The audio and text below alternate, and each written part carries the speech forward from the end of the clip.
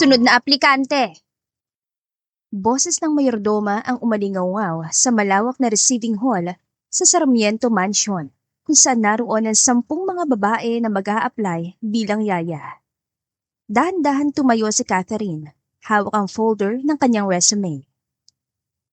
Diyos ko, sana matanggap ako. Mahinang usal niya sa sarili. Napuno ng takot ang puso niya dahil baka hindi siya matanggap sa trabaho kapag nalaman ang pinanggalingan niya. Ngunit bago pa siya tuluyang makalapit sa mesa nito, biglang nagulantang ang lahat sa isang malakas na sigaw mula sa taas. Yana, please stop! Saway ng isa sa mga kasambahay, ngunit ayaw paawat ng bata. Patuloy ito sa pag-iyak habang ibinabato ang mga laruan kung saan-saan. Bumaba mula sa hagdanan ng isang matangkad at makisig na lalaking nakasuot ng itim na suit. Siya si Alex Sarmiento, ang kilalang CEO ng Sarmiento Group of Companies at ang ama ng batang nagwawala. She's having another tantrum. Malamig na wika nito. Listen ladies, forget the formal interview. Kung sino man ang makakapagpatahan at makakapagpakalmasan ako ngayon, siya ang kukunin kong yaya. Her name is Yana. She's 4 years old pero late ang speech development niya kaya hanggang ngayon hindi pa siya nakakapagsalita. Nagkatinginan ng lahat ng aplikante at pagkatapos, isa-isang umakyat para sumubok. Ngunit bawat isa'y bigong makalapit. Lalo pang lumalakas ang iyak ng bata, lalo ito nagdadabog.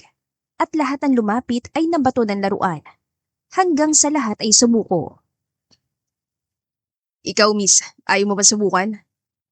Seryosong tanong ni Alex habang nakatingin sa babae. Mariing napalunok si Catherine. Parang kinakalampagan dibdib niya sa sobrang kaba. Ngunit parang may kung ano namang puwersa ang nagtulak sa kanya para sumubok. Kapag nagawa mo, bibigyan kita ng malaking sahod. Biglang wika ng lalaki sa kanyang likuran. Hindi niya akalain na nakasunod pala ito sa kanya na lalong nagpalakas sa kabang kanyang nararamdaman. Pagbukas niya ng kwarto, nakita niya nakaupo ang batang babae sa gilid ng kama. Iyak pa rin ito ng iyak habang hawak ang isang stuffed toy na parang pinipiga sa sobrang galit. Nakakalat ang mga manika at laruan sa paligid na tila ba isa-isang ibinato sa inis at sama ng loob. Habang nakatingin siya sa bata, nabalot ng kalungkutan ng kanyang puso. Kung buhay lang sana ang anak niya, siguro kasing edad na ito ni Yana ngayon. Labis ang pangungulila niya sa kanyang anak, kaya ito ang dahilan kung bakit ginusto niyang mamasukan bilang yaya. Muli siya napatingin sa bata. Dahan-dahan siyang lumuhod, ngunit hindi siya agad lumapit dito. Sa halip, maingat niyang inilapag ang kanyang bag, at marahang kinuha mula doon ang isang maliit na paper crane na ginawa niya kanina habang naghihintay. Bibi, gusto mo ba? Ibibigay ko to sa'yo. Mahina niya sabi habang inabot ang paper crane kay Yana. Tumigil ito sa pag-iyak at tumingin sa kanya. Nagtagal ang katahimikan. Nakatuon ang mga mata ng bata sa maliit na paper crane na nasa palad ng dalaga. Bahagyang nanginig ang maliit na kamay nito bago marahang inabot ang laruan. Ako si Catherine. Gusto mo ba akong maging yaya mo? Tinitigan siya ni Yana at pagkatapos marahan itong tumango. Laking tuwa naman niya at nagustuhan siya nito. Tumabi siya sa pagkakaupo sa gilid ng kama at masuyong hinawakan ng kamay ng bata. Salamat, baby. Alam mo, ang ganda-ganda mo, kaya hindi bagay sa iyong umiiyak. Anya at hinaplos ang buhok ng bata. Gusto mo bang gumawa pa tayo ng maraming ganito? Tanong niya nang mapansing aliw na aliw si Yana sa paglalaro ng paper crane. Tumango lang ang bata at bahagyang ngumiti. Kaya kumuha ulit ng papel si Catherine sa bag niya at nagsimulang magtupi. Hindi naman makapaniwala si Alex sa kanya nasaksihan. Habang lahat ng aplikante sumuko, ang simpleng babaeng ito sa ilang segundo lamang nakuha ang tiwala ng kanyang anak.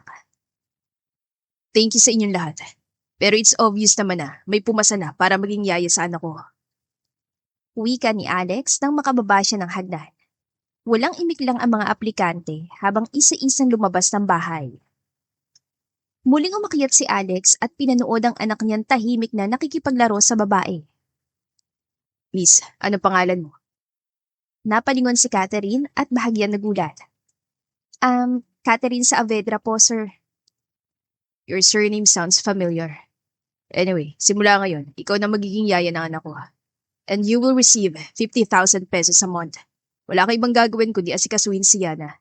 Pina-enroll ko siya sa isang speech development center, kaya ikaw ang sasama sa kanya. Kausapin mo siya na madalas, turuan ng mga simpleng salita, kantahan ng mga nursery rhymes, at kwentuhan ng mga bedtime stories, bilang follow-up sa mga itinuro sa kanya sa speech center. Yes, sir. Naiintindihan ko po. Mahinang tugon ng babae. Pwede ko bang makita ang resume mo? Tumango siya at inabot ang folder kay Alex. Agad naman tinignan ng lalaki ang mga impormasyon na nakasulat sa resume ni Catherine. Pagkatapos, lumabas siya ng kwarto at nagdial sa telepono. Hello, Arthur. I want you to investigate this woman, Catherine Saavedra. I want the information within this day. Utos ni Alex sa assistant niya. Ilang minuto nang palakad-lakad ng lalaki sa kwarto niya. Naghihintay ng tawag ni Arthur. Maya-maya lang, nagring ang kanyang telepono. Hello, Arthur. Anong balita? Hello po, sir. Sinend ko na pong information sa email nyo. Pakicheck na lamang po. Tugon ng assistant. Dali-dali namang binuksan ni Alex ang email niya at dinownload ang attachment sa laptop. Nanlaki ang kanyang mga mata nang mabasa ang nakasulat. Galing siya sa mental hospital. Ibig sabihin. Humugot siya ng malalim na buntong hininga. No, hindi ko maaaring pagkatiwalaan ako sa kanya. Galing siya sa pagkabaliwa. Paano kung masiraan ulit siya ng pag-iisip? Mariin siya napapikit habang hawak ang kanyang sentido. Kahit siya lang nakapagpatahansan ako, pero galing siya sa mental hospital. Usal niya sa sarili. Muli siya nagtungo sa pinto ng silid ni Yana. Nasilip niya ang anak na tuwan-tuwa habang tinuturuan ni Catherine kung paano gumawa ng isa pang paper crane. Sa unang pagkakataon, matapos ang ilang buwan, narinig niyang tumawa ang anak niya. Hindi man ito nakakapagsalita, ngunit nakikita niya ang saya sa mga mata nito. Parang may kung anong pumipigil sa kanya para itaboy ang babae. Paano niya nagawang kunin ang loob ng anak ko? Tanong niya sa kanyang isipan. Napatitig naman siya sa mukha ng babae. Parang ang hirap paniwalaan na galing ito sa mental hospital. Inansaglit pa'y bumaba si Alex dala ang folder ni Catherine. Sa ibaba, naroon ang mayordoma at naglilinis sa sala. Sir, ano pong problema? Tanong ng katulong na makitang seryosong anyo ng amo. Iniabot ni Alex ang folder at marahan naman yung binuklat ng mayordoma. Gusto niyo po bang paalisin yung babae? Ako na po ang kakausap. Sandaling nag-isip si Alex. Naalala niya ang tinig ni Yana na humahagikik sa itaas. No, wag mo na manang. I will observe her for a week. Pero kapag may nakita kang kakaiba, kahit konti lang, ipala mo agad sa akin. Yes, sir. Manang, sana wala pong ibang makaalam tungkol dito. Paalala niya sa katulong. Sa loob ng bahay, si Manang Sabelang ang pinagkakatiwalaan niya dahil matagal na itong naninilbihan sa kanya, kaya para na rin kapamilya ang turing niya rito. Makakaasa po kayo, sir. Samantala, sa itaas, hindi alam ni Catherine na pinag-iisipan na pala ang kinabukasan niya sa loob ng mansyon. Ang tanging iniisip lang niya sa sandaling yon ay kung paano mapapatawa ang batang si Yana na parang bumubuo ng malaking puwang sa puso niya. Kinagabihan, pumasok si Alex sa kwarto ng anak niya. Maaliwalas ang silid, ngunit nakakalat pa rin ang ilang laruan sa sahig. Nakaupo si Catherine sa gilid ng kama habang karga si Yana na tila pagod na sa paglalaro ngunit ayaw pang bumitaw. Catherine, oras na para sa pagkain ni Yana. Mahinahon, ngunit seryosong wika ng lalaki. Saka bumaling ng tingin sa anak. Yana, sweetheart, it's time to eat na. Tara na sa baba. Ngunit umiling lang ang bata at mas lalong humigpit ang yakap sa leg ni Catherine. Halos ikinubli nito ang mukha sa balikat ng babae. Sandaling nagulat si Alex. Hindi siya sanay na tanggihan ni Yana sa ganoong paraan, lalo na't siyang madalas na nagpapakain dito kapag nasa bahay siya. Napatingin siya kay Catherine na nakangiti lamang, tila ba alam na agad ang dahilan. Sir, hindi pa po siya gutom. Kanina po habang naglalaro kami, kumain po siya ng ilang biscuits at uminom na rin ng gatas. Kaya baka po busog pa siya. Pero susubukan ko pong kausapin. Masuyong hinaplos ni Catherine ang buhok ng bata. Yana, baby. Gusto mo bang kumain mamaya? Pwede tayong bumaba kapag nagutom ka na. Nandito lang si Yaya ha, para subuan ka. Wika ng babae. Dahan-dahan tumigil ang pag-iling ng bata. Hindi man nagsalita. Tumango ito ng bahagya at mas lalo pang kumapit sa kanya. Napasulyap si Alex at doon niya muling napansin ang kakaibang koneksyon ng anak niya kay Catherine. Karaniwang mailap si Yana sa ibang tao. Kahit pa nga kasambahay, hindi basta-basta nakakalapit. Pero kay Catherine, madali lang itong naging kampante. Hello! I'm back! Sabay silang napalingon sa tinig na yon. At nang makita ni Catherine ang babaeng nakatayo sa may pintuan, halos manlamig ang buo niyang katawan. Hindi siya makapaniwala na may koneksyon pala kay Alex ang babaeng minsang sumira sa buhay niya. Sa sandaling yun, muling nanumbalik ang lahat ng sakit at paghihirap na naranasan niya noon. Napatiimbagang siya at mariing naikuyom ang mga kamay. Violet. Halos pautal na sambit ni Alex. Halatang gulat sa bigla ang pagsulpot ng ina ng anak niya. Kailan ka pa dumating? Lumapit si Violet na nakangiti, dala ang kumpiyansa at elegante nitong anyo, saka hinagkan si Alex sa pisngi. Kararating ko lang, love. Pagkatapos ay ibinaling nito ang tingin sa bata. Umupo ito sa tabi ni Yana at marang hinaplos ang buhok nito. Sweetheart, Mommy's here. Namiss mo ba ako? Nabigla si Catherine sa kanyang narinig. Anak ni Violet si Yana? Tanong niya sa kanyang isipan. Parang may kung anong kirot sa kanyang nararamdaman sa kanyang puso nang maisip niya na hindi lang pala ito may kaugnayan kay Alex. Pati na rin pala kay Yana. Yana, sweetheart, wanna hug mommy?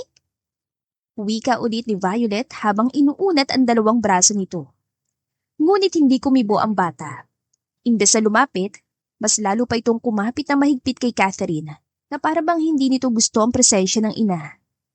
Bahagyang kumunot ang noo ni Violet at baka sa mukha ang pagkainis. So, siya bang bagong yaya ni Yana? Tanong ng babae na may halong pagmamataas. Saka sinipat si Catherine mula ulo hanggang paa. Nag-atubiling tumango si Alex. Yes, Catherine, siya si Violet. Ina ni Yana. You look familiar. Anang babae habang tumitig sa kanya. Parang, no, hindi. Bigla itong napailing. Si Catherine na may medyo nakahinga na maluwag. Akala niya makikilala na siya nito pero hindi naman pala. Siguro dahil 4 na taon ang lumipas at nagbago na rin ang itsura niya mula sa estilo ng buhok at pangangatawan. Walang hiya ka, Violet. Magbabayad ka sa lahat ng ginawa mo sa akin. Sigaw ng kanyang isip.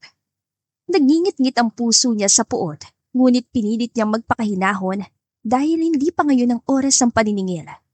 Gusto sana niyang kalimutan ang masakit niyang karanasan, ngunit na makita niyang muli si Violet. Nanunumbalik ang puot at galit sa puso niya. Pinalabas siyang baliw ng babae at ng ina nito para makuha ang kumpanyang iniwan ng daddy niya sa kanya. Pinasok siya sa mental hospital matapos siya magsilang ng sanggol. Ni hindi man lang niya nasilayan ng anak niya. Ni hindi niya alam kung babae ba ito o lalaki.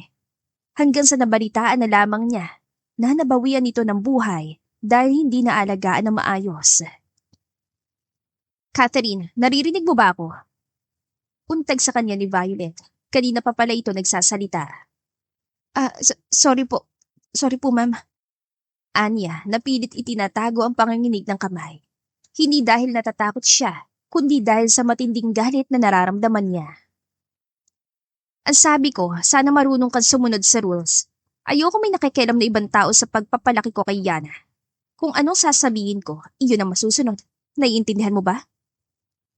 May bahid ang panlalait ang tono nito. Parang sinasadya talagang iparamdam sa kanya na yaya lamang siya sa bata. Yes, ma'am. Mahina niyang tugon. Napasulyap naman si Alex kay Catherine na tila napansin ang tensyon sa mga mata ng dalaga. Violet, enough. Catherine just started today. She did a good job. Masaya si Yana sa kanya. That's what matters. Sandaling natigilan si Violet dahil hindi siya sanay na kumampi si Alex sa iba. Ngunit mabilis din niyang naibalik ang ngiti sa labi at muling hinarap ang anak. Of course, love. Basta't para kay Yana. I also want the best for her. Habang abala si Violet sa pakikipag-usap kay Alex, bigla namang naramdaman ni Catherine ang marahang pagpisil ni Yana sa kamay niya at itinuro ang pinto. Gusto mo na bang kumain, baby? Tanong niya rito. Tangulang ang itinugo ng bata at hinila ang kamay niya palabas ng kwarto. Sir, ma'am, excuse me po. Bababa lang po kami ni Yana. Parang gusto niya na pong kumain eh. Paalam ni Catherine. Sige. Matipid na tugon ni Alex. Ngunit bigla naman sumingit si Violet. Wait, di ba sabi ko mag-usap muna tayo tungkol sa rules? Napatingin naman si Catherine at bago pa siya makapagsalita, bigla na lamang nagpakawala ng munting tunog si Yana. Isang mahinang ma ang lumabas sa bibig nito habang nakatingin sa kanya. Nanlaki ang mga mata ni Alex. Did you hear that? Halos hindi makapaniwala ang lalaki. Yes, sir. Narinig ko po. Tuwang-tuwa na kanarga ni Catherine ng bata at mahigpit na niyakap. Samantalang nanigas si Violet sa kanyang kinatatayuan. Naiinis siya dahil sa halip na siyang tawagin ng anak, nakatitig ito kay Catherine habang paulit-ulit na binibigkas ang mama. Halos hindi makahinga ang babae sa galit. Napilitan siyang umiti, ngunit nanginginig ang panga niya sa pagpipigil. Yana, sweetheart, ako ang mami mo, remember? Ngunit mas lalo pang humigpit ang kapit ni Yana kay Catherine na para bang natatakot itong iwan. This is unbelievable. Bulong ni Alex habang nakatitig sa anak. It's the first time she ever tried to say that word. Nag-angat ng tingin si Catherine kay Alex. Naguguluhan kung ano ang isasagot. Nais niyang maiyak sa sandaling yon dahil minsan din niyang inasam na may tumawag sa kanya ng mama. Samantala, mabilis na lumapit si Violet at tinangkang agawin ng bata mula sa bisig ni Catherine. Come to Mami Yana, now. Ngunit nagulat silang lahat nang umiwas si Yana. Violet, hayaan mo na muna ang bata. Saway ni Alex. Gusto niya makasamang yaya niya, so give her time. Walang nagawa si Violet kundi ang tumango na lamang. Ngunit iniisip niya na isang malaking banta ang pagsulpot ni Catherine sa buhay ni Yana at hindi siya makakapayag. Love, kailan ba tayo magpapakasal? Biglang tanong ni Violet nang magkasarinan na lamang sila na lalaki. Gusto ko na kasi kayo makasama ni Yana eh, para maging isang buong pamilya na tayo. Napag-isip-isip ko na mas mabuting ako na mismo mag-aalaga sa anak natin. Violet, hindi ba nag-usap na tayo tungkol dito? I'm not yet ready to settle down. Marami pa akong inaasikaso sa opisina. Seryosong tugon ng binata. O siya, maiwan na muna kita at pupuntahan ko lang muna si Yana. At bakit pa siya pupuntahan? Di ba may yaya na siya? Doon na lang tayo sa kwarto mo. Nang aakit ang tingin ni Violet at bahagya pa nitong hinaplos ang braso ng lalaki. Ngunit hindi gumanti si Alex. Sa halip, marahan niyang inalis ang kamay nito. Violet, please, hindi ito tungkol sa atin. Siya ang priority ko, at alam mo yun. Lumabas ng kwarto si Alex at iniwang mag-isa ang babae. Kahit kailan, palaging si Yana. Palaging siyang inuuna. Pero hindi ako papayag na muon siya may ang plano ko. Si Alex lang ang tanging makakasalba sa kumpanya, kaya kailang maikasal kami sa lalong madaling panahon. Usan ni Violet sa sarili. Ngunit biglang sumagi sa isip niya ang bagong yaya ni Yana. Bakit parang kamukha ito ng stepsister niyang si Catherine? Maya-maya, nagdial siya sa telepono at may kinausap na tauhan niya. I want you to contact St. James Psychiatric Hospital at magtanong tungkol kay Catherine Saavedra. Gusto kong malaman ang totoo. Matapos ang pag-uusap nila sa telepono, lumabas siya ng kwarto at bumaba ng hagdan. Samantala sa kusina, abala si Catherine sa pagpapakain kay Yana. Nakaupo ang bata sa high chair at masigla nitong sinusubukan sumubo ng pagkain gamit ang maliit na kutsara. Tuwing nadudumihan ang pisngi nito, Marahan niya itong pinupunasan habang nakangiti. Ilang sandali ang lumipas at tapos na itong kumain. Tapos na rin makapag-toothbrush kaya iaakyat na sana niya ito sa kwarto para makapagpahinga. Ngunit bigla niyang narinig ang boses ni Violet sa likuran. Ako na maghahatid sa anak ko sa kwarto niya. Ngayong nandito na ako. Siguro naman, hindi na niya kailangan ng yaya. Di ba, Yana? Mommy is here, kaya ako na mag-aalaga sa'yo. Wika ni Violet at akmang hahawakan ng bata, ngunit mabilis itong nagtago sa likuran ni Catherine. Yana, I said, ako na mag-aalaga sa'yo. Sigaw ni Violet sabay hila sa kamay ng bata. Biglang namula ang mata nito at nagsimulang mamuo ang luha. Maya-maya pa'y pumalahaw na ito ng iyak. Ma'am, baka po hindi pa siya komportable. Sabat ni Catherine. Hayaan na lang po muna ako. Shut up! Hindi kita tinatanong. Ano ko si Yana at ako ang masusunod? Wika ni Violet habang nanginginig ang tinig sa galit. Violet, stop! Mariin ang utos ni Alex. Saka dahan-dahan itong lumapit. Nakikita mo ba natatakot si Yana? She doesn't want that. Halos mamutla si Violet, ngunit mabilis ding nagbalik ang peking ngiti sa kanyang labi. Love, hindi mo ba naiintindihan? Ako ang nanay niya. Natural lang na ako mag-alaga sa kanya. Siguro nalilito lang siya, kaya ganyan. Ngunit mas humigpit ang kapit ni Yana kay Catherine. Tila ba nagsusumamo na huwag siyang iwan. Listen, Violet. Kung talagang gusto mo makuha ang loob ni Yana, you should be gentle. Hindi pwedeng idaan sa sigaw o pilit. Look at her. She feels safe with Catherine. Saglit na natahimik si Violet at lihim na napairap. Gusto pa sana niyang sumagot, pero napansin niyang titig na titig si Alex kay Catherine. At lalo lang kumulo ang dugo niya. Hindi! Hindi pwede! Hindi ko hayang maagod ng babaeng tong anak ko! Pati si Alex! Sigaw ng kanyang isipan. Catherine, sige na, dali mo na si Yana sa kwarto niya. Wika ni Alex. Tumango naman ang babae at marahang yumuko. Shh, don't cry, baby. Nandito lang si Yaya, hindi kita iiwan ha? Matapos niyan sabihin yon, unti-unti nang humupa ang hikbi ng bata habang nakadikit pa rin sa kanya. Habang pinagmamasdan ito ni Alex, tila may kakaibang init na gumapang sa kanyang dibdib. Ang simpleng paraan ng pag-aalaga ni Catherine ay nagpakita ng bagay na matagal na niyang hinahanap kay Violet. Si Violet naman, nakapamewang at nagingit-ngit sa gilid. Ngunit kahit anong gawin niya, hindi niya mapipigilan ang desisyon ng lalaki. Violet, please. Give them space. I will talk to you later. Umalis si Alex at sinamahan sina Catherine at Yana papasok ng kwarto. Naiwan si Violet sa sala. Mariing nakapikit at halos mabali ang kuko sa pagkakakuyom ng kanya mga kamao. Hindi. Hindi ako papayag.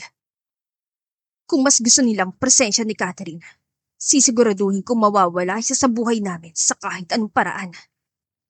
Galit na wika niya sa sarili. Lumipas ang ilang araw at habang abala si Catherine sa pagbibihis kay Yana para sa kanilang pagpunta sa speech center, bigla naman tumunog ang cellphone niya. Pagtingin niya sa screen, si Alex ang tumatawag. Hello, Catherine? Pakisilip nga kung naiwan ko yung briefcase ko. Okay po, sir.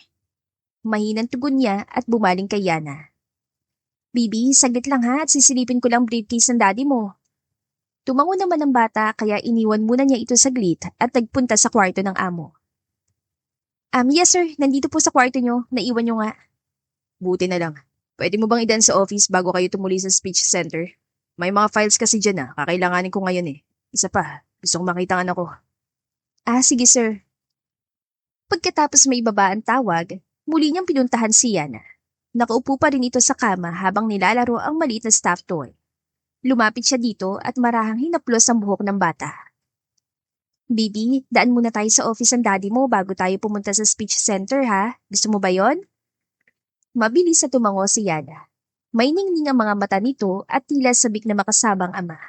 Napangiti naman siya na tila ba natutuwa rin sa pagkikita nila ni Alex. Sakay ng kotse, tinunto nila ang daan papunta sa opisina ng lalaki. Ilang minuto ang lumipas at naroon na sila sa tapat ng matayog na gusali ng Sarmiento Group of Companies. Manong Delphine, sandali lang kami ni Yana ha, ihahatid ko lang to. Anya sa driver. Makaraan ng ilang sandali. Nakarating na sila sa reception area. Ngunit hindi niya akalain na naroon si Violet. Napakunot-noy ito nang makita siya. Ngumiti ito na mapakla at agad na nagsalita ng malakas upang marinig ng lahat. Oh, look who's here. Ang yaya ng anak ko. At teka, ikaw ba yung narinig kong galing sa mental hospital? Tama ba ako? Natahimik ang paligid. Isa-isang nagtinginan ng mga empleyado kay Catherine. May ilan pang nagbulungan. Nanlaki naman ang mata niya at tila natigilan sa kinatatayuan. Biglang kumulo ang dugo niya nang maaalala ang lahat ng ginawa nito sa kanya. Mama, pakiusap. Anya nang maisip na naroon si Yana at ayaw niya itong madamay sa gulo. Don't act innocent. Alam ko na kung saan ka nang galing. Tumabi ka riyan. Huwag kang lumapit sa anak ko. Sigaw ni Violet sabay tulak sa kanya kaya napasubsob siya sa sahig. Bigla namang pumalahaw ng iyak si Yana at gustong lumapit kay Catherine, ngunit mabilis naman itong nahawakan ni Violet. Ano nangyayari? Tanong ni Alex. Bakit umiyak ang anak ko? Agad na binitawan ni Violet ang bata, kaya tumakbo ito papalapit kay Catherine. Dahan-dahan naman tumayo si Catherine at hinaplos ang pisngi ng bata. Shh, don't cry na baby. Anong ginawa mo, Violet? Muling tanong ng lalaki. Halatang nagpipigil lamang ito. Nothing, love. Gusto ko lang namang malaman ng lahat na itong kinuha mong yaya sa anak natin, galing ng mental hospital. Violet, enough! Hindi ito lugar para sira ng isang tao, lalo na sa harap ng anak natin. Nanatiling nakayakap si Yana kay Catherine. Humihikbi pa rin at ayaw bumitaw. Pinunasan ng babae ang luha ng bata at pinilit ngumiti upang mapakalma ito. Ngunit sa loob niya, ramdam ang bigat ng mga matang nakatitig sa kanya. I'm telling you the truth, Alex. Dapat mong malaman kung sinong pinapapasok mo sa buhay ng anak mo. Muling wika ni Violet. Mas lalong lumakas ang bulungan ng mga empleyado. Ang iba'y nakatuon ng paningin kay Catherine. Bahagyang pumikit si Alex. Halatang pinipigilan ng sarili. Kahit alam naman yan totoo ang sinasabi ni Violet. Pero bakit parang nasasaktan siya para kay Catherine? Violet, tama na. Wala kang karapatan na basusin si Catherine sa harap ng mga tao, lalo na sa harap ni Yana.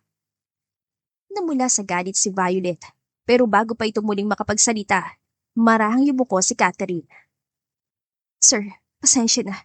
Hindi ko ginusto na magdulot ng gulo rito. Anya at hinaplos ang buhok ng bata. Baby, tara na. Punta na tayo sa speech center.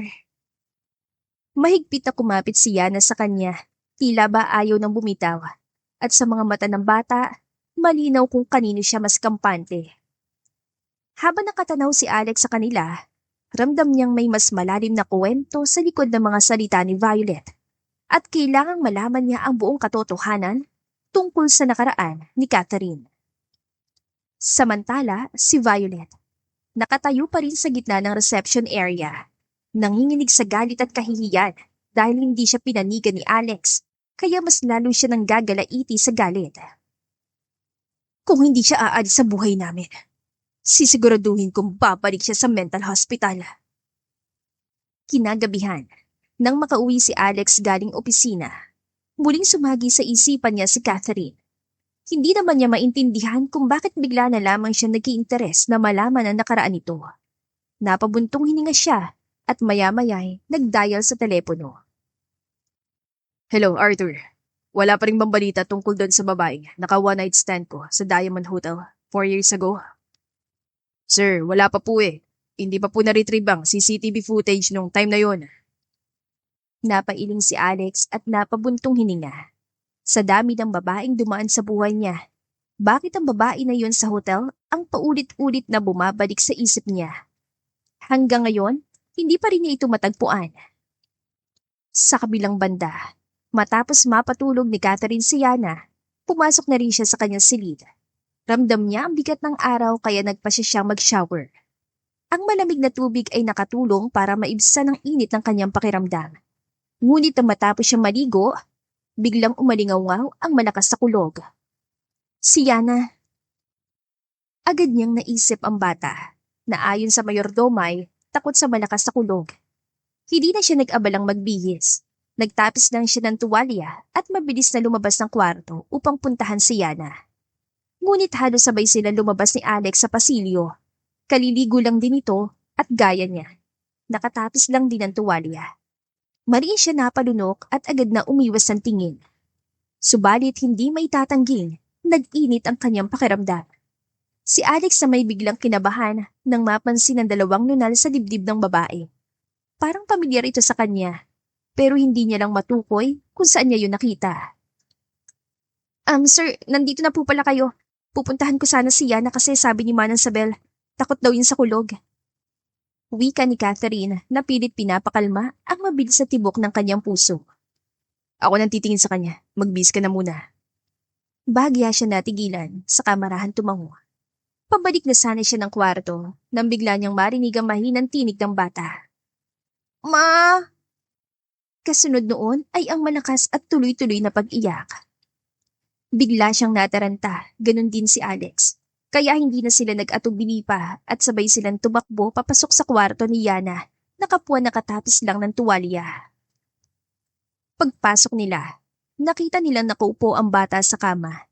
Nanginginig habang yakap-yakap ang stuffed toy. Namumula ang mga mata nito dahil sa pag-iyak. Baby, nandito si Yaya, huwag ka matakot. Niyakap niya ang bata na mahigpit at hinagod ang likod nito. Umupo naman si Alex sa kabilang gilid at marahang hinawakan ng kamay ng anak. Sweetheart, don't be afraid. Nandito si Daddy. Patuloy naman sa paghagod si Catherine hanggang sa tumahan na rin ang bata at muling naidlip. Maingat na inihiga niya ito sa kama at kinumutan. Salamat sa pag-alaga mo sa anak ko. Mahinang wika ni Alex. Obligasyon ko po yun, sir, bilang yaya niya. Nagkaroon ng katahimikan habang nakatitig sila sa isa't isa. Muling dumako ang mata ng lalaki sa nunal na nasa dibdib ni Catherine. Naramdaman ng babae ang biglang pag-init ng kanyang pisngi. Gusto sana niyang umiwas ng tingin, ngunit parang nalulunod na rin siya sa paraan ng pagkakatitig ni Alex sa kanya. Sir, lalabas na po muna ako. Nauutal niya sabi. Hindi na niya hinintay pang magsalita ito at dali-dali na siya lumabas ng kwarto. Naiwang mag-isa si Alex. Hindi niya maintindihan ang nararamdaman niya hanggang sa naging malinaw sa kanyang alaala ang nunal ng babaeng naka-one night stand niya noon sa hotel. Katulad ito ng kay Catherine. Biglang lumakas ang kabog sa kanyang dibdib. Posible kayang si Catherine yun? Tanong niya sa sarili. Sandaling pinilig niya ang kanyang ulo. Masyado na yata siyang nag-overthink. Matapos kasi ng one night stand na yon, hindi na siya nag-iinteres pa sa kahit na sinong babae. Kaya lang, aksidente niyang nabuntis si Violet. Pero wala naman siyang matandaan. Basta na lamang sinabi ng babae na anak nila si Yana at ipinakita sa kanyang resulta ng DNA test. Kinabukasan, nagpasya si Alex na sunduin sina Catherine at Yana sa speech center. Kumusta ang anak ko? Tanong niya. Okay lang naman, sir. Attentive naman siya sa mga lessons at sumasali din siya sa mga activities. Unti-unti na rin siyang nakakabigay sa mga salita. Glad to hear that. Wika na lalaki at napalingon sa anak na nooy mahimbing na nakatulog habang nakaunan sa hita ni Catherine. Pagdating nila ng bahay, agad na binuksan ni Alex ang pinto sa backseat. Ako na mag-aakyat kay Yana sa kwarto niya. Tumango lamang ang babae at tahimik na sumunod kay Alex habang buhat ito si Yana. Hawak-hawak niya ang maliit na bag at laruan ng bata. At sa bawat yapak nila paakyat sa hagdan, hindi niya maiwasang mapatingin sa mag-ama. Pagkapasok sa kwarto, marahang inihiga ni Alex ang bata sa kama at inayos ang kumot ito. Pagkatapos, dinampian niya ng halik sa noong anak. Lihim namang napangiti si Catherine sa eksenang yon. Nang makalabas sila ng kwarto, sabay silang napahinto sa may pintuan. Thanks, Catherine. Kung wala ka siguro, baka hindi ganyang kabilis ang progress ni Yana. Ginagawa ko lang naman po ang trabaho ko, sir. Ngunit ang magtamang kanilang mga mata, tila pareho silang natigilan at naghari ang ilang segundong katahimikan. Sige po, sir. Tutuloy na po ako. Wika ng babae at dali-daling nagtungo sa kanyang silid. Gusto niyang maidlip kahit sandali lang. Ngunit ayaw naman siyang dalawin ng antok. Kaya bumangon siya at nagpa siyang maglakad-lakad sa hardin. Ngunit hindi niya namalayan ang nakausling bato sa daanan, kaya natapilok siya. Ah! Napasingap siya at agad na napahawak sa kanyang paa. Catherine! Narinig niyang sigaw ni Alex. Maagap siyang nasalo ng lalaki bago pa siya tuluyang mawala ng balanse. Ramdam niyang init ang palad nitong nakahawak sa kanyang bewang. Salamat, sir. Napatitig siya rito habang nakasandal sa matipuno nitong dibdib. Are you okay? Nasaktan ka ba? Tanong ng lalaki. Bahagyang namula ang pisngi niya. Naramdaman niya ang init ng hininga ni Alex dahil halos nagkakadikit ng kanilang mga mukha. Okay lang po ako, sir. Mahinang sagot niya. Ngunit hindi agad siya binitawan ng binata. Sa halip, inalalayan siya nito makaupo sa bench. Umupo din ito at marahang hinimas-himas ang paa niya. Sir, okay na po ako. Call me Alex. Pareho silang natigilan. Ngunit hindi umalis ang tingin ng lalaki sa kanya. May init at bigat sa bawat segundo ng kanilang paglalapit. Aba, dito ko lang pala kayo matatagpuan. Sabay silang napalingon sa likuran at galit na mukha ni Violet ang tumambad sa kanilang paningin. Violet, bakit nandito ka? Tanong ni Alex. Of course, I want to check my daughter. Bakit? Masama bang dalawin ko siya rito? At ikaw babae ka? Hindi ba trabaho mong alagaan ang anak ko? Bakit parang mas gusto mo pang ikaw ang alagaan? Ma'am, natutulog na po si Yana, kaya sa ngayon wala na po akong gagawin. Pagpapaliwanag ni Catherine. At sumasagot ka pa talaga ha? Ang gusto ko, layuan mong pamilya ko. Huwag kang umasa na parang bahagi ka ng buhay na mag-ama ko. Enough, Violet. Sabat ni Alex. Hindi mo dapat pagsalita ng ganyan si Catherine. Kung hindi dahil sa kanya, baka hindi na ganito kagandang progress ni Yana. Muling nag-cross arms si Violet at malamig na tumingin sa kanila. Progress? O baka naman, ibang progress ang nangyayari. Hindi nakasagot si Catherine. Naramdaman niya ang bigat ng ipinukol sa kanya ng babae. That's enough, Violet. Tiimbagang saan ni Alex. Kung gusto mong makita si Yana, gawin mo. Pero hindi ko hayaang basusin mo si Catherine dito sa pamamahay ko. Biglang natigilan ng babae. Halatang nagulat sa matigas na tinig ng binata. Ngunit sa halip na umatras, ngumisi ito na mapait. Interesting. I didn't know you'd defend her this much, Alex. Don't tell me. Nahuhulog na loob mo dito sa baliw na to. Hindi na nakapagpigil pa ang lalaki at kinaladkad si Violet papalabas ng gate. From now on, hindi ka na maaaring pumunta pa rito. Hindi ka na makakalapit pa sa anak ko. Galit na wika ni Alex bago tuluyang isinara ang gate. Hindi naman makapaniwala si Catherine na nagawa siyang ipagtanggol ng lalaki. Kaya hindi niya maiwasang maluha at iyon ang naabutan ng binata nang muli itong makabalik sa kinaroroonan niya. I'm sorry, hindi mo dapat marinig ang mga ganung salita. Wika nito. Sanay na po ako. Pero thank you, sir. Thank you for standing up for me. Biglang gumaralgal ang boses niya. Ngayon ko lang muling naramdaman na hindi ako nag-iisa.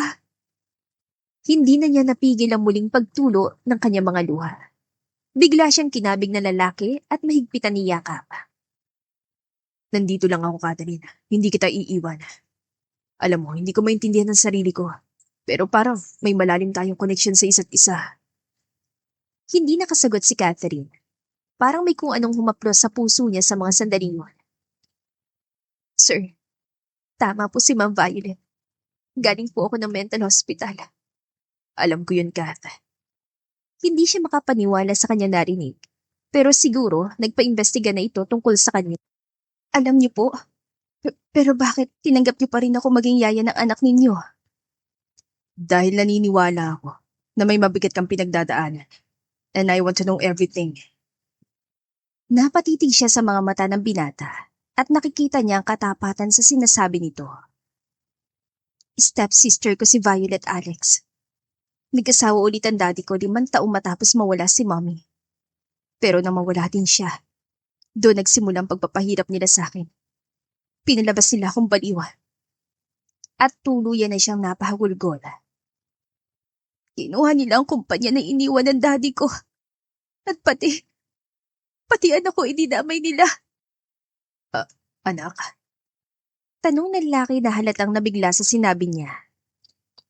Oo, nagkaanak ako pero hindi ko siya nakasama kahit sandali.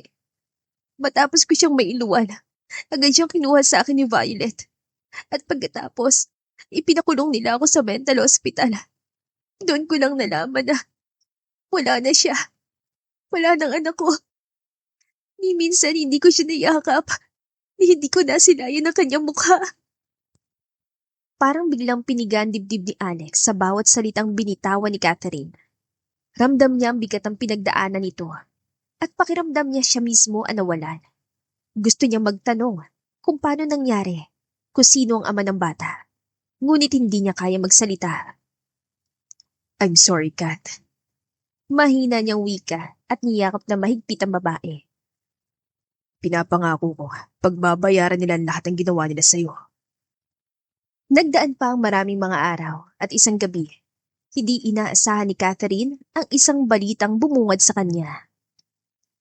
Kat, meron akong sorpresa sa'yo. Wika ni Alex na makauwi ito ng bahay. Ano po yun, sir? Inabot ng lalaki ang isang folder at agad naman yung binuksan ng dalaga. Nalaki ang mga mata niya nang mabasa ang nakasulat. Congratulations, Miss Catherine Saavedra. You are now the major stockholder of Saavedra Holdings. Natutuwan sambit ng lalaki. Sa ngayon, tanging ang board chairman lang nakakaalam. At kapag nalaman ni Violet Anang, madrasta mo ang totoo, sigurado ko matutulala sila. And I can't wait to see their reaction. Nanginginig ang mga kamay ni Catherine habang hawak ang folder. Parang hindi siya makapaniwala sa nababasa niya. Totoo ba ito, sir? Paano po nagawa to? Nalaman ko na, ibinenta ni Violet at ng madrasta mo ang share nila sa kumpanya. Kaya gumawa ko ng paraan para bilhin yun sa ilalim ng pangalan mo. Maraming salamat, sir. Hindi ko alam kung paano kita mapapasalamatan. Madamdamin niyang wika. Ibig sabihin ba, mababawi ko ng kumpanya ng daddy ko? Ngumiti si Alex saka mataman tumitig sa kanya. Yes, one of these days, mapapasayo ulit ang kumpanyang iniwan ng daddy mo. Dahil sa labis na kaligayahan, napayakap siya sa binata, ngunit agad din siyang kumalas nang maramdaman niya ang pagkaasiwa. Sorry sir, na-overwhelmed lang ako. Anya habang nakayuko. Inangat naman ng lalaki ang baba niya upang magtama ang kanilang paningin. Sir, bakit niyo po ito ginagawa sa akin? Hindi na niya naiwasang magtanong. Because I care for you. And I want to protect you. Not just as Yanas Nani, but as Catherine. At humugot muna ito ng malalim na buntong hininga, saka mataman tumingin sa kanya. The woman I love. Parang tumigil ang oras sa mga sandaling yun. Biglang lumakas ang kabog sa kanyang dibdib at halos hindi siya makahinga dahil sa matinding tensyong nararamdaman. Lalo na nang hawakan ng binata ang kamay niya. Catherine, mahal kita. Halos pabulong yon, ngunit malinaw niyang narinig. Naramdaman niya ang marahang pag-haplos ng binata sa kanyang pisngi. Sir, hindi ako karapat-dapat sa inyo. Hindi po maganda nakaraan ko. I don't care about your past. Hindi na mahalaga yun. Alam ko mabuti kang tao, Kat. Nakita ko kung paano mo alagaan si Yana. Alam ko na pamahal ka na sana ko. At maging sa akin. Pero si Violet, well, alam naman niya na sa simula pa lang, hindi ko na siya mahal. Hindi ko lang ipinagkait sa kanyang karapatan niya kay Yana. Kaya nakakapasok siya rito sa pamamahay ko. Muli sila nagkatitigan. At mas lalo pang lumakas ang tibok ng kanyang puso nang masuyong halikan ng lalaki ang kamay niya. Kat, do you love me too? Sa sandaling yun, hindi na niya kaya pang itago ang nararamdaman niya para sa binata. Kaya marahan siyang tumango. Then, say it. Oo. Mahal din kita, Alex. Hindi ko alam kung bakit. Sinubukan ko namang Bigla siya napatigil sa pagsasalita nang maramdaman niya ang mainit na halik na dumampi sa kanyang labi. Mahal natin ang isa't isa at yun ang mahalaga. No more explanation. Nakangiting tura ng binata. Pagkatapos, muli siya nitong hinalikan. Mabilis sa mga pangyayari at tatagpuan na lamang niyang sarili na nasa loob na siya ng kwarto kasama si Alex. Tuluyan na siyang nadarang sa sensasyong kanyang nararamdaman, kaya buong puso niyang nagpaubaya at isinuko ang sarili sa lalaking mahal niya. Nagdaan pa ang mga araw at patuloy pa rin ang improvement ni Yana sa speech center. Nakakabigkas na ito ng 2 hanggang 3 salita ng sabay-sabay. Kaya naniniwala siya na hindi na magtatagal at makakapagsalita na talaga ito ng tuluyan. Isang hapon, habang abala si Catherine sa pag-aayos sa mga laruan ni Yana na nagkalat sa sala, bigla na lamang bumukas ang pinto at tumambad sa kanya ang isang maganda at eleganteng babae. Si Madam Elena, ang ina ni Alex. So, ikaw palang bagong yaya ng apo ko. Wika nito habang nakataas ang isang kilay. Bigla siyang kinabahan kasi nababasa na kaagad niya na wala itong kaamor-amor sa kanya. Tiyak niyang na-brainwash na ito ni Violet. Galing ka raw sa mental hospital? Yes, madam. Pero hindi po ako enough? Hindi ko kailangan ng paliwanag mo. Ngayon din, umalis ka rito sa pamamahay namin. Madam, marahil kayo pong ina ni Sir Alex, pero wala po kayong karapatang paalisin ako rito. Hayaan niyo pong ang anak niyo magdesisyon tungkol dito. Mariin niyang wika. Sandaling natahimik si Madam Elena. Tila hindi makapaniwala na nagawa siyang sagutin ng ganoon ni Catherine. Lalong tumas ang kilay nito at nanlisik ang mga mata. Ang lakas na loob mo sumagot, ha? Sino ka ba para salungatin ako? Ako ang mami ni Alex at bilang ina niya, may karapatan akong pumili kung sino lang ang dapat na manatili rito. Hindi nagpadaig si Catherine kahit ramdam niyang nanginginig ang tuhod niya. Sinikap niyang panindigan ang sarili. Kung yun pong gusto niyo, madam. Pero hayaan niyo pong si Sir Alex mismo magsabi sa akin. Hindi po ako aalis nang hindi ko siya naririnig. Bago pa makasagot si Madam Elena, bumukas ang pinto at pumasok si Alex. Kita sa mukha nito ang pagkagulat na makita ang sitwasyon. Ma'am, anong ibig sabihin nito? Alex, paalisin mo ngayon din ang babaeng to. Sabi ni Violet galing siya sa mental hospital. Isipin mo naman si Yana. Baka ano pang gawin niya sa anak mo? Paano na ang reputasyon mo? Ang kumpanya natin. Baka madami ka sa kahihiyan. Mariin tumitig si Alex. Halatang hindi nagustuhan ang paraan ng pananalita ng kanyang ina. Ma'am, stop it. Alam ko lahat tungkol kay Catherine. Napalapit na loob ni Yana sa kanya. At humugot muna ng malalim na buntong hininga ng lalaki bago nagpatuloy sa pagsasalita. Ma'am, mahal ko siya. What? Are you out of your mind, Alex? Sigaw ni Madam Elena. Magsasalita pa sana ito nang bigla silang nakarinig ng iyak mula sa itaas. Yana, mahinang sambit ni Catherine. Napatingala siya at nakita niya ang bata na iyak ng iyak habang pababa ng hagdan. Mama! Sambit nito. Nang marinig ni Catherine ang salitang yon, tila huminto ang mundo niya. Hindi lang basta ang nabigkas ng bata, kundi mama na. Napahinto naman si Madam Elena. Nabura ang galit sa mukha nito at napalitan ng pagkagulat. Samantalang si Alex, hindi maitago ang siyang naramdaman dahil sa wakas, nakakabigkas na ng salita si Yana. Agad na sinalubong ni Catherine ang bata na tumatakbo pababa ng hagdan. Shh! Andito si Mama, huwag ka matakot. Higit pang napaiyak si Yana. Ibinuon ang mukha sa leeg ni Catherine. Mama! Huwag alis! Tumulo ang luha niya habang hinahaplos ang buhok ng bata. Hindi ako aalis, Yana. Hindi kita iiwan. Nakatitig lamang si Madam Elena. Hindi makapaniwala sa nasaksihan. Kita niya sa mga mata ng bata ang purong tiwala at pagmamahal kay Catherine. Ma'am, narinig niyo mismo. Yana chose her. Maging ako rin, ma'am. I chose to love her. Sandaling natahimik si Madam Elena. Unti-unting naglaho ang galit sa mukha nito. Fine. I will give her a chance. Thank you, Mama. Natutuwan sambit na lalaki at niyakap na mahigpit ang ina. Nagdaan pa ang mga araw. Habang nasa opisina si Alex, bigla na lamang sumulpot si Violet. Bakit nandito ka? Anong kailangan mo? Malamig niyang tanong. Nandito ako para sabihin sa'yo na kapag hindi mo ako papakasalan, kukunin ko si Yan at hindi mo na siya makikita kahit kailan. You cannot do that, Violet. And why not? Yana is only 4 years old at ako ang papanigan ng korte. Bilang ina niya, ako ang may mas higit na karapatang magpalaki sa kanya. Biglang tumindi ang titig ni Alex kay Violet. Kita sa mga mata nito ang galit at pagkadismaya. Don't you dare, Violet! Huwag mong gamitin si Yana para lang sumama ka sarili mong plano. Ngumiti ng mapanukso ang babae at halatang hindi natitinag. Oh, Alex! Hindi ba't mas mabuti para sa bata na lumaki sa piling ng isang ina kaysa sa isang babae na galing sa mental hospital? Hindi baliw si Catherine. Alam mong ikaw ang dahilan kung bakit siya napunta roon. Sandaling natigilan si Violet at nanlaki ang mga mata sa pagkabigla. Ngunit mabilis din itong nakabawi at nagpakawala ng malamig na tawa. So, nalaman mo na pala ang totoo? Pero isipin mo ito, Alex. Sigurado ka ba totoo ang lahat ng ipinapakita niya sa'yo?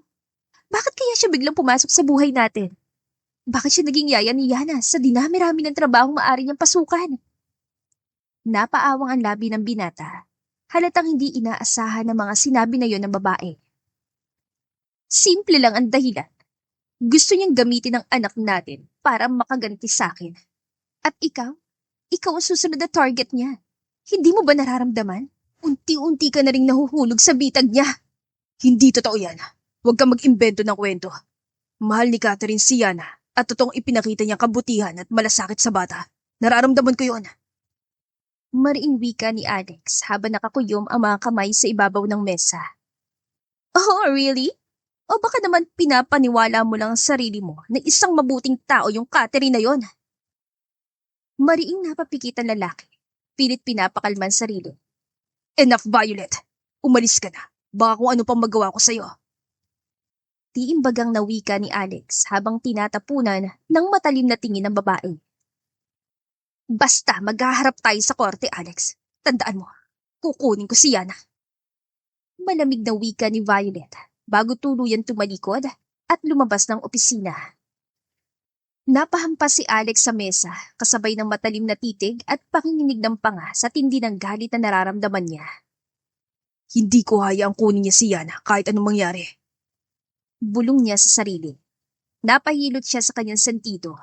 Maya-maya lang, tinawag niyang kanyang assistant. Arthur, gusto kong isagawa mo ulit ang DNA test. Gusto ko lang makasiguro.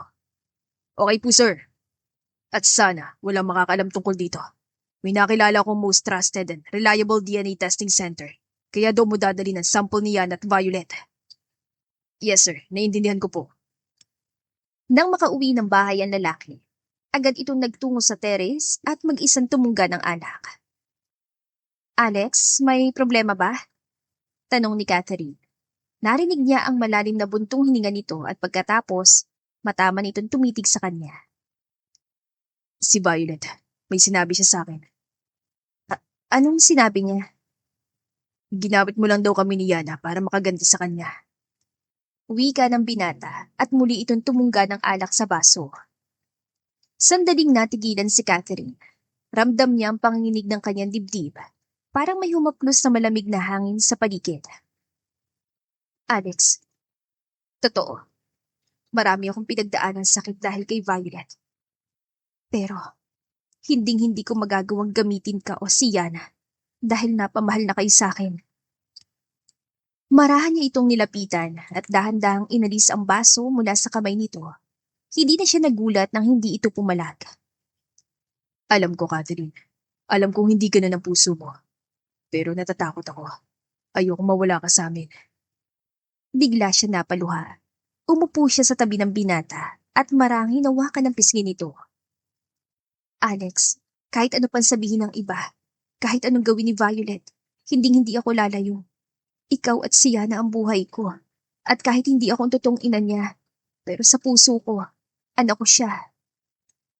Hindi na nakatiis si Alex. Hinila niya si Catherine papalapit at niyakap na mahigpit. Para bang natatakot na bigla itong maglaho. Salamat. Salamat at dumating ka sa buhay namin. Mahal na mahal kita, Hana. Mahal na mahal din kita, Han. Masuyong tugon ng babae. At pagkatapos, pinagsaluhan nilang isang mainit na halik. Hindi na siya pumalag pa nang muli siya nitong dalhin sa kwarto. At doon, muli niyang ipinagkaloob ang kanyang sarili.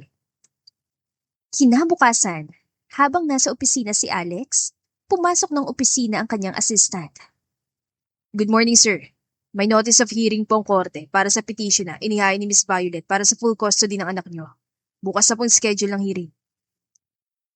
Damn talaga yung babaeng yan. Pagmumura niya.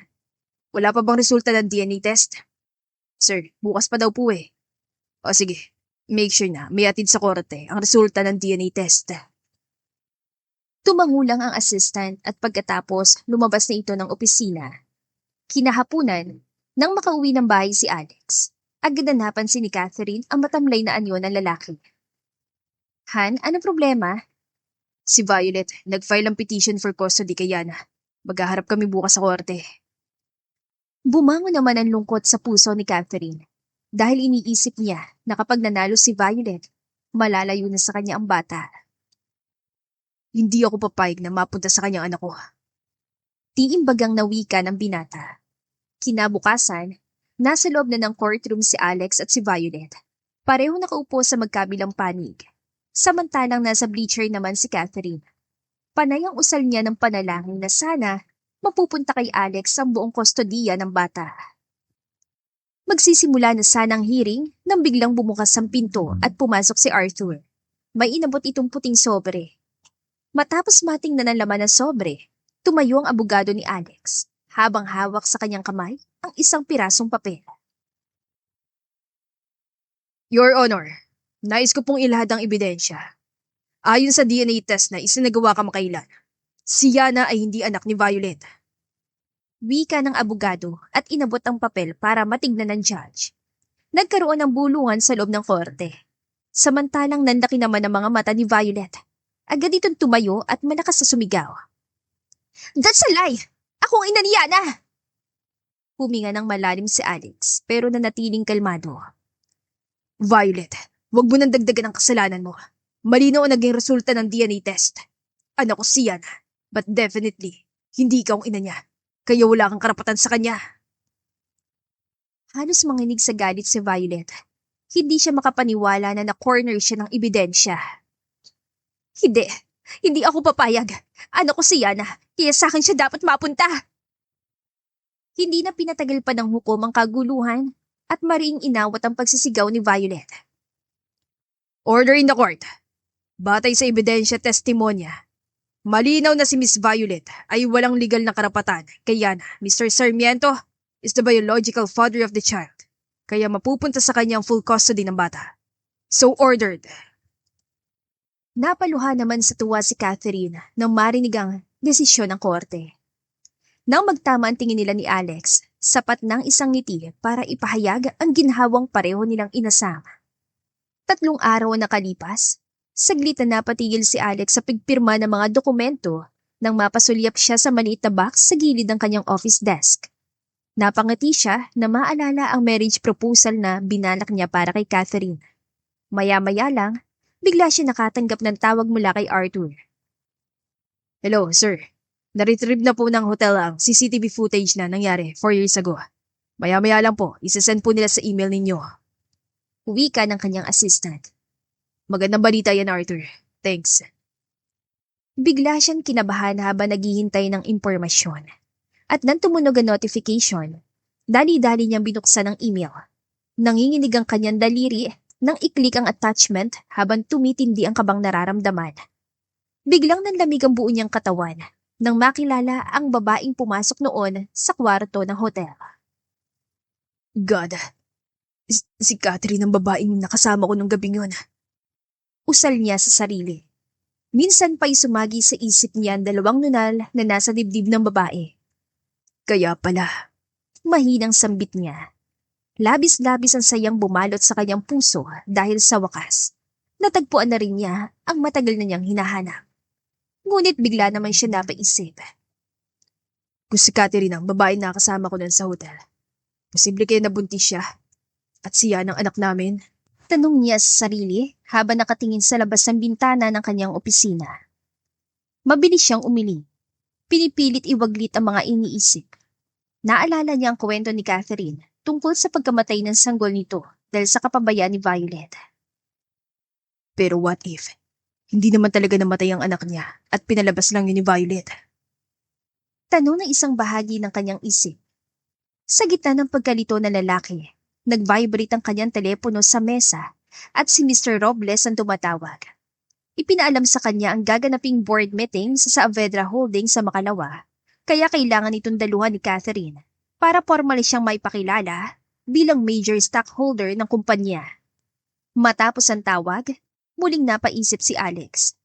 Hindi siya mapalagay hanggat hindi niya nalalaman ang totoo. Nang sumunod na araw, hindi mapakali si Catherine. Hindi niya alam kung anong mangyayari sa muling pagtapak niya sa kumpanya ng kanyang ama. Han, relax. Huwag kang kabahan. It's your time to shine. Susunduin kita mamaya after sa meeting ko sa mga investors. Good luck. Nakangiting wika ni Alex. Mabilis na lumipas sa mga oras at naroon na si Catherine sa gusali ng Saavedra Holdings. Suot ang formal na damit na nagbibigay diin sa kanyang professional na anyo. Buong kumpiyansa siya naglalakad papasok sa malaking boardroom. Ramdam niya ang kaba, ngunit kailangang maging matapang siya. Alang-alang sa kumpanya ng daddy niya. Pagpasok niya, agad na sumalubong ang mapanuyang titig ni Violet at ni Rodora, ang kanyang madrasta. Anong ginagawa mo rito, Catherine? Baka nagkamali ka ng pintuan.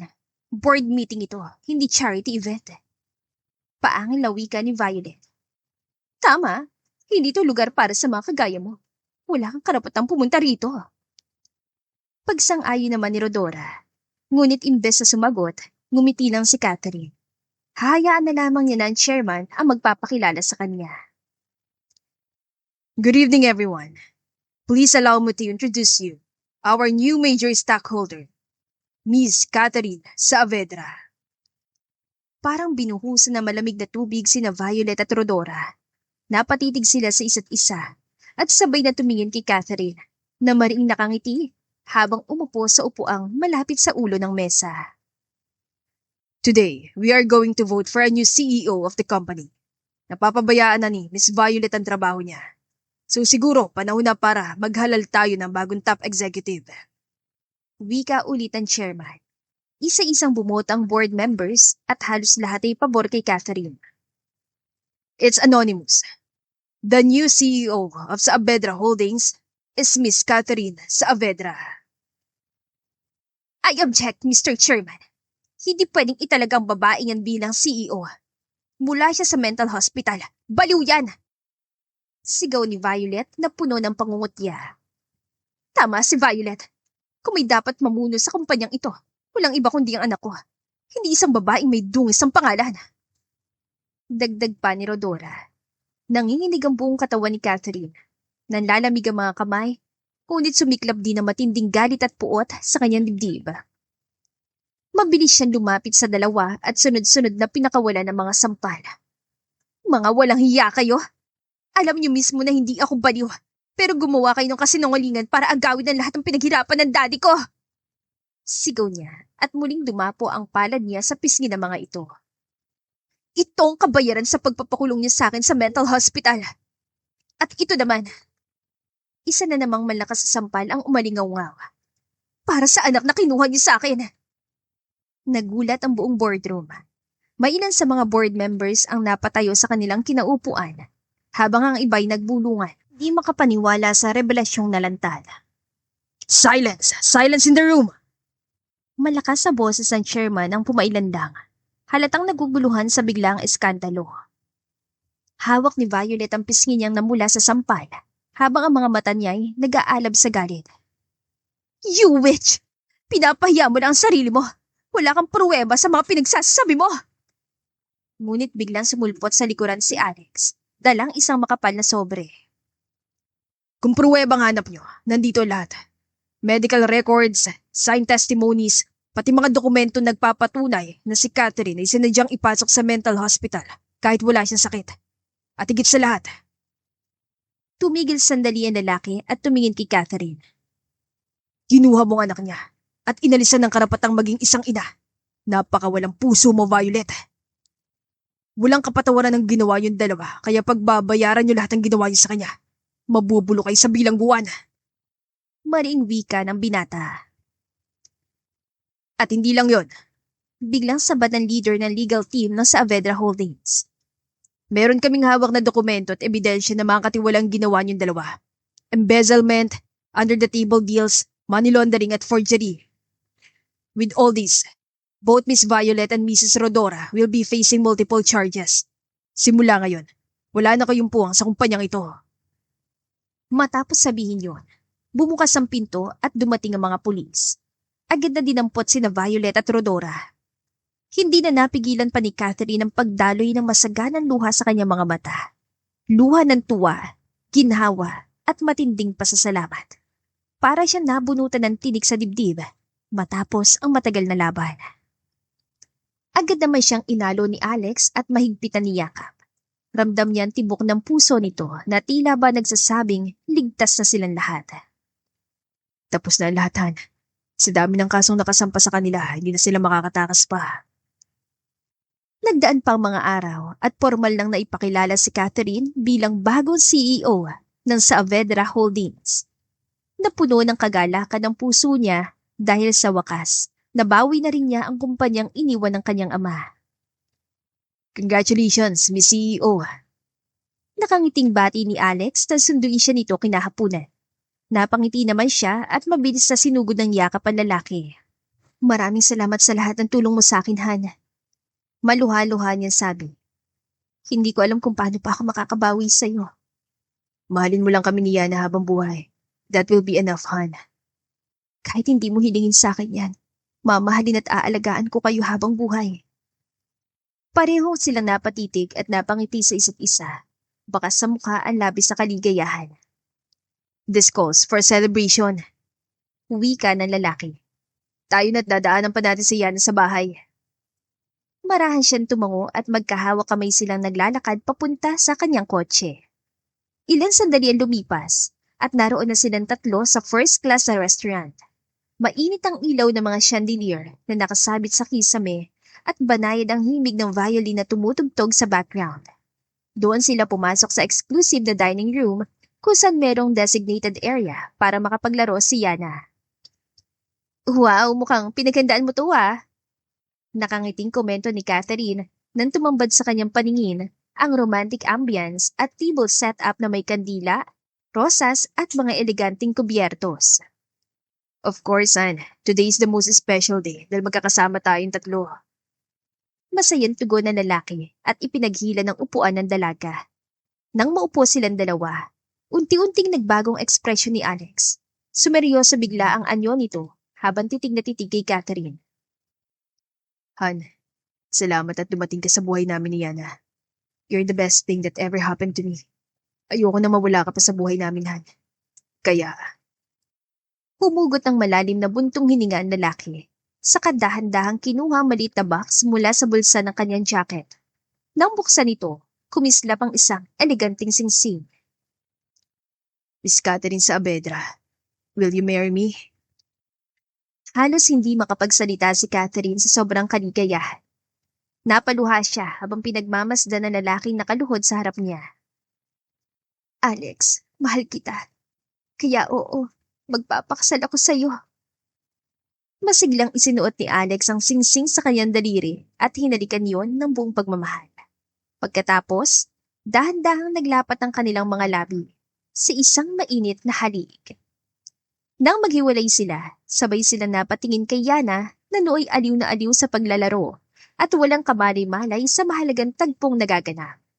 Ngumiti si Alex at muling humarap kay Catherine. Mahal na mahal kita, Han. Wala nang may nangyari sa atin sa hotel 4 years ago. Bahagyang napakunutan noon ng babae. Anong ibig mong sabihin? Huminga ng malalim si Alex bago muling nagsalita. Han, ikaw yung babaeng nakasama ko ng isang gabi sa room ng hotel. Noong time na nalasing ako. Lately ko lang nalaman ng ma-retrieve ang CCTV footage ng hotel. At... May kinuha ulit si Alex sa bulsa at iniabot sa kanya. Nanginginig ang mga kamay ni Catherine habang binubuksan ang envelope. At nang mabasa na kasaad, bumuhos ang masaganang luha mula sa kanyang mga mata. Ibig sabihin, ano ko talaga si Yana? At pinaniwala lang ako ni Violet na namatay ang anak ko noon. Mahigpit at tumango si Alex habang hawak ang kanyang kamay. Yes, Han. Nagpagawa ako ng maternity DNA testing nang malaman kong ikaw ang babaeng matagal ko nang hinahanap. May kutob ako na baka ikaw ang ina ni Yana. At hindi nga ako nagkamali. Nanginginig ang labi niya habang nakatingala sa kisame. Diyos ko, maraming salamat po. Wala na akong mahihiling pa. Anya nahilam sa luha ang mga mata. Ngunit bigla nilang narinig ang tinig ni Yana. Mommy, bakit ikaw iyak? Napatigil siya at mabilis na pinunasan ng luha. Hindi niya namalayang nakalapit na pala si Yana sa kanila. Ngumiti siya kahit nanginginig ang boses. Ha? Hindi anak. Hindi ito iyak. Tears of joy ito. Kasi sobrang saya ni Mommy. Lumapit si Yana. Iniunat ang maliliit itong kamay at marahang pinunasan ang pisngi niya. Napaiyak muli si Catherine at buong higpitan niya kapang anak. Sabay halik sa noon nito. Kahit bunga lang ito ng isang gabi ng parehong kalasingan nila ni Alex. Ngunit sa kaibuturan ng kanyang puso, mahal na mahal niya ang batang ito na matagal niyang pinanabikang makasama. I love you so much, baby. Love you, Mommy. Sumali na rin si Alex at buong pagmamahal na niyakap ang kanya mag-ina. I love you both so much. Ang sandaling yon ang naging saksi ng isang bagong simula. Pagsisimula ng isang buo at masayang pamilya na minsang pinaghiwalay ng kasinungalingan, ngunit muling pinag-isa ng katotohanan at pagmamahal. At dito na po nagtatapos ang ating kwentong pag-ibig. Maraming salamat po sa pakikinig. To God be the highest glory.